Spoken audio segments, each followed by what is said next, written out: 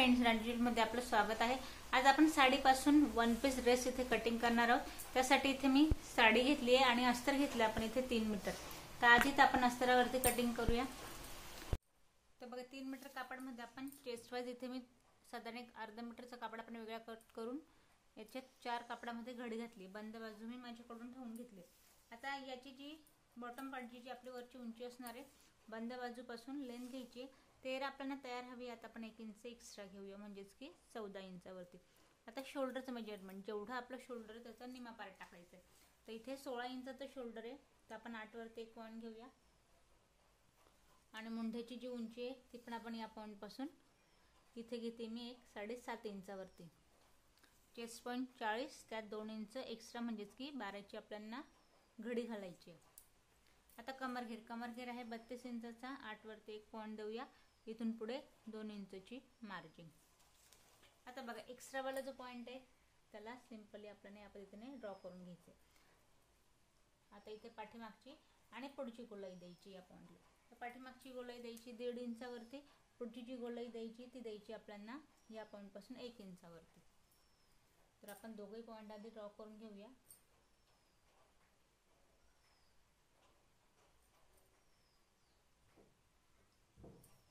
आता बघा आपल्याला घ्यायचंय इथे घेरा, तर 3 इंचाचा मी घेरा घेते। पाठीमागे आपली हलकीशी गोलाई असणार आहे 1.5 इंचावरती आणि पुढचा जो गळा आहे तो असणार आहे आपला या पॉइंट पासून 6.5 इंचावरती। तयार 6 येईल।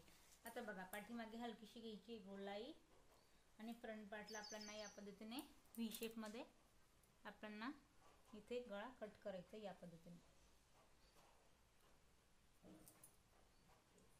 तर बघा आता या पॉइंटला आधी तर जर पाठीमागचा गळा 4 कापडात घडी घातली आहे, तर आधी आपण या पद्धतीने पाठीमागे गोलाईमध्ये गळा कट केलाय आणि एक्स्ट्रा पार्ट मी इथे कट करून घेते।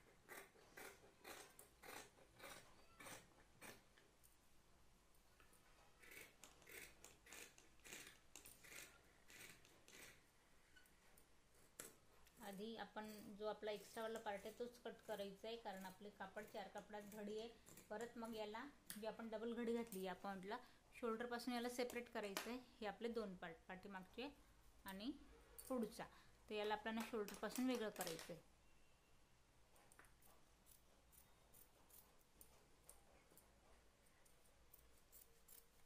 आता यातला मी हा जो एक पॉइंट आहे जिथे आपण ड्रॉ केलंय याला आपण घेऊया आणि पाठीमागचा पार्ट मी साईडला ठेवलाय। परत याची या पद्धतीने डबल घडी करायची आणि हा जो आपला पुढचा गळा आहे याची आपण कटिंग करूया। त्यानंतर ही जी आपली गोलाई आहे फ्रंट पार्टची हिला पण आपण या पद्धतीने आतल्या हाताने कट करायचं। तर बघा आता आपण पाठीमागचा पार्ट कट केलाय। आता बघा यामध्ये जो आपला शिल्लक पार्ट आहे याची आपल्याला 4 कापडामध्ये घडी घालायची आहे। आता यात बघा आपण अस्तराची 4 कापडामध्ये घडी घातली आहे। आता याची 4 कापडामध्ये घडी घातल्यानंतर आता बघा या पॉइंटला हा जो आपण वरचा पार्ट घेतला बॉटम वाला पार्ट, याला आपल्याला 2 इंचची मी मार्जिन घेतली। यात आपण 1 इंच याला बाहेर ठेवूया। 1 इंच मी बाहेर ठेवली आणि आहे तशी इथे सरळ लाईन ड्रॉ करायची। कमरेच्या घेऱ्यासाठी आपण सरळ लाईन ड्रॉ केली।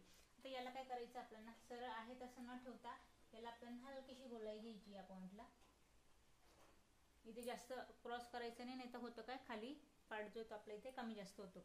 आता यात आपण मेजरमेंट कसं घ्यायचंय, अस्तर आहे त्याच्यामुळे मेन फॅब्रिक पेक्षा याची उंची थोडी इथे कमी असणार आहे। तर हा जो आपला या पॉइंटचा पार्ट आहे सेंट्रल पॉइंट पासून याचं मेजरमेंट घ्यायचंय। आता ही उंची आपण तयार दाखवतेय एक 22, 22, 22 आणि पूर्ण आपल्याला 22 वरती इथे पॉइंट करून घ्यायची। 22 इंचाची इथे आपला जो बॉटमचा जो आपला खाली जो आपला घेरा आहे त्याचं मेजरमेंट घ्यायचं आपल्याला। मी इथे 22 वरती सर्कल करून घेते आणि मेन फॅब्रिक यापेक्षाही आपल्याला एक साधारण 6 इंचाने आपल्याला इथे एक्स्ट्रा घ्यायचंय। बाकी कटिंग मेन फॅब्रिकची आपली सेम असणार आहे। आता इथे बघा मी सर्कल करून घेतलाय। आता जिथे आपण सर्कल केलंय त्याला मी खाली, म्हणजे जेणेकरून सर्कल दिसेल आपलं या पॉइंट पासून खाली याला आपल्याला कटिंग करायची आहे।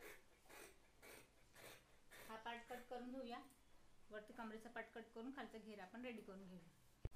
आता बघा आपण अंब्रेलाचा घेरा कट केलाय आणि कापड एक्स्ट्रा जो आपला उरला याची उंची वाढवण्यासाठी आपण इथे डबल फोल्ड मी इथे पट्ट्या कट केल्या या पद्धतीने. यात आपली उंची वाढते. आता बघा अस्तराची कटिंग झाली. आता आपण मेन फॅब्रिक इथे कट करूया. आता बघा या पॉइंटला आपण अस्तर ठेवलंय. अस्तराची आपण उंची वाढवणार आहोत. कापड आपण जॉईंट करणार आहोत. त्यानंतर साडीची घडी मी 4 कापडात केली आहे. यातून आपण वरचा जो पार्ट आहे तो अजून कट केलेला नाही. आपण पदर काढून फक्त याची 4 कापडात घडी इथे मी घालून घेतली. आता पदर वेगळा का कट केलाय तर या पॉइंटला बघा वर्कवाला आपला पदर आहे तो आपण वेगळा कट करून घेतलाय. प्लेन कापड आपला नेक सारखं इथे 1 पीस हवाय. तर या पॉइंटला बघा मी याची 38 या पद्धतीने इथे सर्कलमध्ये पॉइंट करून आपण याला ड्रॉ करून घेतलंय.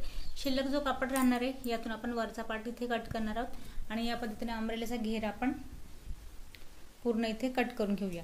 आता या पॉइंटला बघा वरती या पद्धतीने कट करायचंय आणि इथे जो आपण सर्कल केलाय सेंट्रल पॉइंटला टेप ठेवलाय त्यापासून 38 घेऊन आपण सर्कल बनवून घेतलाय. तर हा सर्कल आपण कट करून घेऊया.